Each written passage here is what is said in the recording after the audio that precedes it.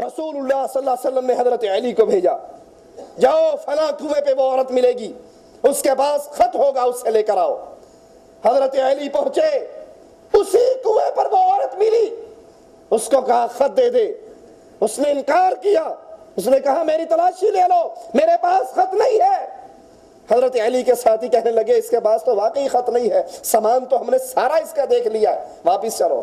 کہا سبحان اللہ، یہ کیسے ہو سکتا ہے کہ محمد کریم صلی اللہ علیہ وسلم بتائیں یہ عورت فلاں کنویں پہ ملے گی اور وہیں پر ملے، اور نبی کہے اس کے پاس خط ہے اور وہ خط نہ ہو، یہ کیسے ہو سکتا ہے؟ تلوار نکالتے ہیں، کہتے ہیں عورت وہ خط ہمارے حوالے کر دے وگرنہ اس تلوار سے تیری گردن کو کاٹ ڈالوں گا۔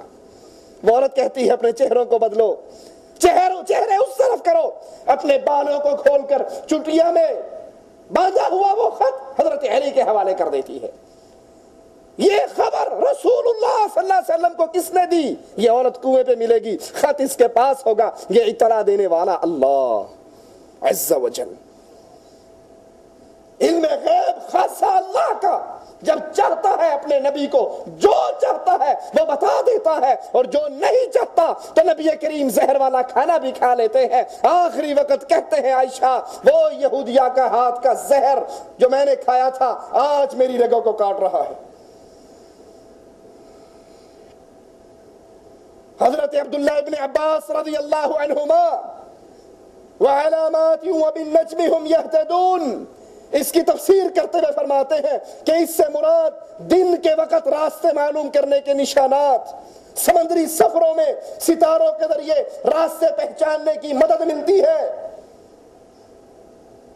اس آیت کے ذریعے علم نجوم پہ استدلال کرنا جانتے بوجھتے ایک واضح قرآن کی آیات سے ثابت ہونے والے بات کی تردید ہے کہ علم غیب تو خاصہ اللہ کا ہے، لیکن نجومی دعویٰ کرتے ہیں اب یہ ہونے والا ہے، اب یہ ہونے والا ہے، اب فلاں کا تختہ الٹنے والا ہے، اب فلاں ہونے والا ہے، فلاں کے گھر میں جادو ہے، فلاں کے گھر میں یہ ہے، وہ انڈیا میں بیٹھا ہوا ہے، یہ کیوں ٹیلی ویژن دبئی سے چل رہا ہے اور انڈیا والے کا صرف فون سن کے بتا دیتا ہے تیرے فلاں گھر میں یہ ہے، فلاں گھر میں یہ ہے، فلاں گھر میں یہ ہے، اور اس عمل کا تعلق ستاروں سے جوڑتا ہے کہ ہمیں یہ علم نجوم نے بتایا ہے، تو یہ عقیدہ بھی باطل ہے، ایسا عقیدہ رکھنے والا شخص بھی باطل ہے۔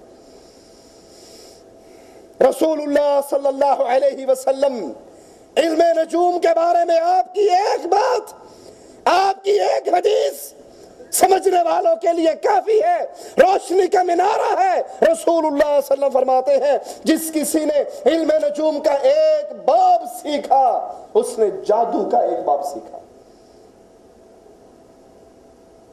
حضرت عبداللہ بہت بڑے تابعی، ان کو سلیمان بن عبد الملک نے بلا کر کہا کہ کاش آپ علم نجوم کو کچھ سیکھ لیتے، علم نجوم کچھ حاصل کر لیتے، آپ کا علمی خزانہ بڑھ جاتا۔ یہ مشہور تابعی سلیمان بن عبد الملک کو جواب میں کہتے ہیں رسول اللہ صلی اللہ علیہ وسلم نے فرمایا مجھے اپنی امت پر 3 چیزوں کا سب سے زیادہ خوف ہے، حاکموں کا ظلم، تقدیر کا جھٹلانا اور علم نجوم پر ایمان لانا، اس کی تصدیق کرنا۔ تقدیر کا جھٹلانا، اور یہ بیماری بھی عام، یہ بیماری بھی عام ہے، تقدیر کا انکار کرتے ہیں، اور اگر دلائل دے کے سمجھائے جائے کہتے ہیں اچھا جی پھر ہمیں نماز پڑھنے کی کیا ضرورت ہے، ہماری قسمت میں اگر لکھا ہوا ہے کہ ہم نے جنت میں جانا ہے تو چلے ہی جانا ہے، پھر کیوں نماز پڑھیں، پھر کیوں روزہ رکھیں۔ یہ شیطانی حجتیں پیش کرتے ہیں۔ اور اگر یہی تقدیر کا مسئلہ دنیا کے مسائل میں سمجھاؤ، اچھا جی مولوی صاحب آپ کی قسمت میں ہے آج آپ نے حلوہ شریف کھانا ہے، کمرے میں بیٹھ جاؤ کنڈی لگا کر، کوئی نہ کوئی مرید دے جائے گا۔ وہ کہے گا جناب مولوی صاحب آپ کا دماغ خراب ہے، مجھے دکان پہ جانا پڑے گا، دکان کھولنی پڑے گی، گاہک آئے گا، سامان بکے گا، پیسے بچیں گے، اس کا سامان خریدوں گا تو حلوہ ملے گا۔ دنیا کے بارے میں وہ تقدیر کے جھوٹے سہارے جو شیطان سکھاتا ہے کبھی دنیا کے مسئلے پہ نہیں سیکھتے۔ وہاں محنت بھی ہے، وہاں کوشش بھی ہے، وہاں جد و جہد بھی ہے، لیکن جب معاملہ دین کا آتا ہے تو کہتے ہیں تقدیر میں اگر جنت میں ہوا تو چلے جائیں گے، نماز پڑھ کر کیا ملے گا، چھوڑو نمازوں کو۔ اسی طرح ستاروں پر ایمان لانا. رسول اللہ صلی اللہ علیہ وسلم فرماتے ہیں مجھے اپنی امت پہ 3 چیزوں کا خوف ہے, اور ان میں تیسری چیز ستاروں پر ایمان لانا, ان کی تصدیق کرنا. حضرت انس فرماتے ہیں رسول اللہ صلی اللہ علیہ وسلم نے فرمایا مجھے اپنے بعد اپنی امت پر 2 خطرے ہیں, ایک تقدیر کے جھٹلانے کا اور دوسرا علم نجوم پر ایمان لانے کا. آج بھی اچھا بلا پڑھا لکھا آپ دیکھو, اس نے انگوٹھی پہنی ہوگی, اس میں کوئی پتھر ہے, جی یہ پتھر کیوں پہنا؟ جی یہ پتھر جو ہے نا میرے ستارے کے مطابق ہے. ہم نے اخبار جہاں میں خط لکھا تھا, انہوں نے ہماری تاریخ پیدائش لے کر بتا دیا کہ آپ کی تاریخ پیدائش کے مطابق آپ کا فلاں ستارہ ہے, آپ فلاں پتھر پہنو گے تو فائدہ ہوگا, فلاں پہنو گے تو نقصان ہوگا.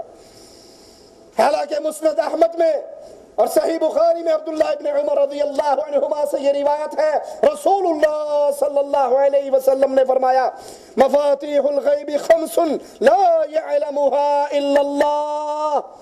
غیب کی 5 کنجیے ہیں, غیب کی 5 چابیے ہیں, لا يعلمها الا اللہ. ان 5 کنجیوں کو, غیب کے ان 5 رازوں کو اللہ عز و جل کے علاوہ کوئی نہیں جانتا. نمبر 1, کل کا کسی کو علم نہیں, کیا ہونے والا ہے کیا نہیں ہونے والا, یہ علم کسی کے پاس نہیں سوائے اللہ کے, کل کو کیا ہوگا. لیکن علم نجوم کے دعوے دار, یہ نجومی ٹیلی ویژن پر آ کر اعلان کرتے ہیں آپ یہ ہفتہ ایسے گزارو گے, یہ ہفتہ ایسے گزارو گے, اس ہفتے میں یہ رزق ملے گا, اس ہفتے میں یہ خیر ہوگی, اس ہفتے میں سفر نہیں کرنا وگرنہ مصیبت آ جائے گی, کاروباری سودا نہیں کرنا وگرنہ یہ ٹینشن ہوگی. حالانکہ اللہ کے نبی فرما رہے ہیں, صحیح بخاری کی روایت ہے, عبداللہ ابن عمر رضی اللہ عنہما راوی ہے, 5 چیزوں کا علم نہ کیو ٹیلی ویژن کے پاس ہے, نہ اے آر وی کے پاس ہے, نہ جیو کے اوپر آنے والے نجومیوں کے پاس ہے. یہ علم عرش پہ مستوی اللہ کے پاس ہے. کل کو کیا ہوگا کسی کو پتا نہیں, ماں کے پیٹ میں کیا ہے کسی کو پتا نہیں. آپ کہو گے مولوی صاحب آپ عجیب بات کرتے ہو, ہم ڈاکٹر کے پاس جاتے ہیں, والٹرا ساؤنڈ کرتا ہے, والٹرا ساؤنڈ کر کے بتا دیتا ہے دوسرے مہینے کے حمل کے اندر ہی آپ کے ہاں بیٹا ہوگا, اور واقعی بیٹا ہوتا ہے, آپ کہتے ہیں کسی کے پاس نہیں. تو ہم کہتے ہیں بھائی آپ الٹرا ساؤنڈ کرنے کی زحمت کیوں کرتے ہو, چھری لے کے پیٹ پھاڑ کے نکال کے دیکھ لو کیا ہے. الٹرا ساؤنڈ والا بھی تو ایک مشین لگا رہا ہے نا, وہ بھی ایک ذریعے سے دیکھ رہا ہے, تو چھری بھی ایک ذریعہ ہے, پھاڑ کے نکال کے دیکھ لو, آپ کو پتہ لگ جائے گا کیا ہے. ماں کے پیٹ میں کیا ہے بغیر ذریعے کے, بغیر واسطے کے, ابھی وہ اس میں روح پیدا نہیں ہوئی, ابھی وہ نطفہ نہیں بنا, مالک کو علم ہے اس کے گھر میں کیا ہونا ہے. یہ غیب کس کے پاس ہے؟ یہ پیروں کے پاس نہیں ہے کہ تعویذ دیتے ہوئے کہہ دیتے ہیں ایدے کرتی ہی ہوئے گی, اگلے دروازے پہ کہتے ہیں نہیں منڈا ہوئے گا, انہوں پتا کچھ نہ کچھ تو ہوئے گا نا. ایک گھر میرا مرید نہ بھی رہا تو دوسرا گھر تو پکا مرید رہے گا. ماں کے پیٹ میں کیا ہے, غیب کی خبر بغیر واسطے اور وسیلے کے اس کا علم کسی کے پاس نہیں ہے. اللہ عز و جل کے علاوہ کسی کو علم نہیں. بارش محکمہ موسمیات والے اپنے آلات کے ذریعے واسطے اور وسیلے کے ذریعے گمان کر لے, حالات کو دیکھ کر, بادلوں کو دیکھ کر, رطوبت کو دیکھ کر, ذریعہ استعمال کر کے وہ اس میں داخل نہیں ہوتا. اور اکثر ایسا ہوتا ہے کہ جو وہ کہتے ہیں معاملہ اس کے الٹ ہوتا ہے. ہم نے ایک دفعہ اخبار میں ایک کارٹون دیکھا, محکمہ موسمیات نے کہا تھا یہ پورا ہفتہ خشک رہے گا, اور وہ اخبار پڑھ رہا ہے, اس کے اوپر چھتری اور دھما دھم بارش ہو رہی ہے. یہ قطعی علم بارش کب ہوگی کس کے پاس ہے؟ اللہ عز و جل کے پاس ہے. کسی انسان کو یہ علم نہیں کہ اس نے کس زمین پہ فوت ہونا, یہ علم کس کے پاس ہے؟ کون کہاں مرے گا یہ کسی کو پتا. جھوٹ بولتے ہیں جن کا یہ دعویٰ ہے ہمارے پیر صاحب کو تو پہلے ہی پتا تھا مرنا ہے نہیں مرنا, کب مرنا, کس نے کہاں مرنا, کب مرنا, نہ پیر کو پتا, نہ فقیر کو پتا, نہ بزرگ کو پتا, نہ چھوٹے کو پتا, نہ بڑے کو پتا. یہ علم کس کے پاس؟ اللہ عز و جل کے پاس. قیامت کب قائم ہوگی؟ نجومی پیشن گوئی آپ نے اخبارات پڑھے ہوں گے, دیکھتے ہوں گے, بس جی یہ 2020 کے اندر دنیا ختم ہو جائے گی. کئی دفعہ نجومیوں نے پیشن گوئی کر لی. کائنات میں سب سے اول محمد الرسول اللہ صلی اللہ علیہ وسلم. میرے نبی کی جوتی سے اڑنے والا ایک ذرہ ایک پلڑے میں، کائنات کے سارے نجومی ایک پلڑے میں، محمد کے قدموں سے اڑنے والے ذرے کے برابر بھی یہ نجومی نہیں ہو سکتا. جبریل آئے تھے علیہ الصلوۃ والسلام، کہا تھا متی الساعہ یا رسول اللہ صلی اللہ علیہ وسلم، قیامت کب آئے گی؟ آقا نے کہا جبرائیل جیسے تجھے علم نہیں ویسے مجھے بھی علم نہیں. جس طرح مسئول نہیں جانتا، سائل نہیں جانتا، مسئول بھی نہیں جانتا. ہاں یہ نشانیاں ہیں جو مالک نے بتائی، یہ نشانیاں بتا دیتا. قیامت کا علم نجومیوں کی پیشن گوئی یہ جھوٹی. جب محمد کریم نے کہہ دیا صلی اللہ علیہ وسلم کہ مجھے علم نہیں، اور مائی کا لال کیسے دعویٰ کر سکتا ہے فلاں سن میں قیامت آ جائے گی، دنیا ختم ہو جائے گی؟ یہ کہنے والے جھوٹے. قیامت کا یقینی علم اللہ عز و جل کے پاس. حضرت عباس بن عبد المطلب رضی اللہ عنہ وارضاہ سے روایت ہے، رسول اللہ صلی اللہ علیہ وسلم نے فرمایا جزیرہ عرب کو اللہ عز و جل نے شرک سے پاک اور صاف کر دیا، یہاں تک کہ علم نجوم ان کی گمراہی کا سبب بنے. معاشرے پاک اور صاف رہتے ہیں شرک سے، علم نجوم کے ذریعے شرک امتوں میں داخل ہو جاتا ہے، اللہ پر بھروسہ ختم ہو جاتا ہے، ستاروں پر بھروسہ، انگوٹھیوں پر بھروسہ، پتھروں پر بھروسہ، تعویذوں پر بھروسہ، اللہ پر توکل، اس کا سلسلہ ختم. حضرت عباس کہتے ہیں رسول اللہ صلی اللہ علیہ وسلم نے فرمایا جزیرہ عرب کو اللہ عز و جل نے شرک سے پاک کر دیا، یہاں تک کہ علم نجوم ان کی ہلاکت کا سبب بن جائے.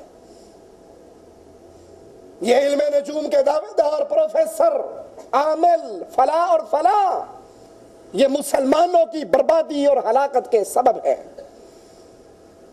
اس طرح کی اور بے بہا احادیث اور صحابہ کے آثار ہیں جس میں علم نجوم کے باطل ہونے کی دلیل ہے.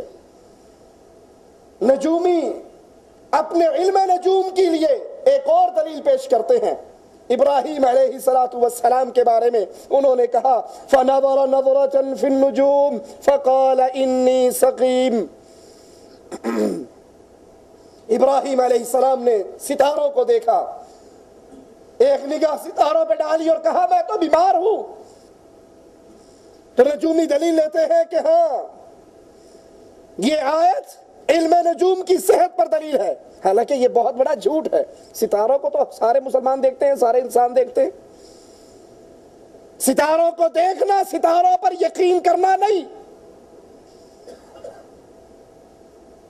پھر ابراہیم علیہ السلام کے بارے میں یہ غلط نظریہ رکھنا، وہ تو آئے اس قوم میں تھے جو قوم ستاروں پر ایمان رکھتی تھی، سورج کو پوجتی تھی، چاند کو پوجتی تھی، ستاروں کو پوجتی تھی. جو قوم شرک کرتی تھی وہ نبی ان کو اس شرک سے بچانے کے لیے آیا، تو نعوذ باللہ ان جیسا عقیدہ وہ نبی اپنا سکتا ہے؟ وہ تو ایک سمجھانے کا انداز، بات کرنے کا انداز کہ میں کہوں گا بیمار ہوں، یہ سارے میلے پہ چلے جائیں گے، پیچھوں میں امام باڑے بڑھ جائے گا. امام باڑا سمجھتے ہو نا، کہیں بکریوں کا واڑا ہوتا ہے، کہیں اماموں کا واڑا ہوتا ہے. ان نجومیوں کا خدا واڑا تھا، جہاں ایک بڑا بت ہے، ایک چھوٹا بت، اس سے چھوٹا، اس سے چھوٹا، اس سے چھوٹا، سارے محکمے بانٹے ہوئے ہیں. یہ بارش برساتا ہے، یہ رزق دیتا ہے، یہ خزانے دیتا ہے، یہ اولاد دیتا ہے، یہ بری کرتا ہے، یہ فلاں کرتا ہے، یہ فلاں کرتا ہے. ابراہیم علیہ السلام نبی ہے اللہ کے، موحدین کے لیے امام ہے. آتے ہیں ساروں کے ایسی تیسی پھیر دیتے ہیں، کلہاڑا بڑے صاحب کے سر پہ رکھ دیتے ہیں. قوم میلہ سے واپس آتی ہے، دیکھتی ہے جو ان کی عزتیں بچایا کرتے تھے ان کی اپنی ٹانگیں ٹوٹی ہوئی ہیں. بڑے پریشان ہو کر کہتی ہے من فعل ھذا، ہمارے مشکل کشاؤں کا بیڑا غرق کس نے کیا؟ سننے والوں نے کہا پورے پنڈ ایک ہی مواحد ہے، ایک آدمی ہے ابراہیم اس کا نام ہے، وہ کہا کرتا تھا زندو اگر تم پیچھے ہٹ جاؤ تو یہ مردے میرا کچھ بگاڑ۔